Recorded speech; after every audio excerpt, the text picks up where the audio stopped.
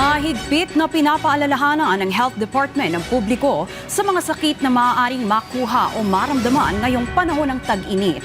Pinag-iingat ng DOH ang publiko sa matinding init at humidity na maaaring magdulot ng heat stroke.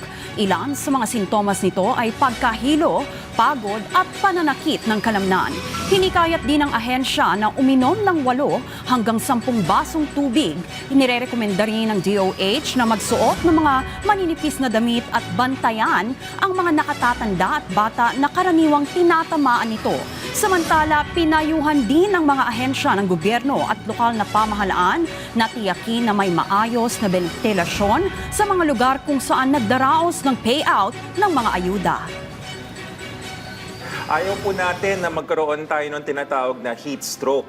Yun po yung pinakamalala kasi yung heat stroke nawawalan ng malay. Ang temperatura 40, 40 degrees centigrade pataas. Tapos karaniwan po ay kailangang i-ospital. Kailangan po talaga sa panahon na to uminom ng maraming tubig, 8 to 10 glasses of water per day except kung nag-dialysis.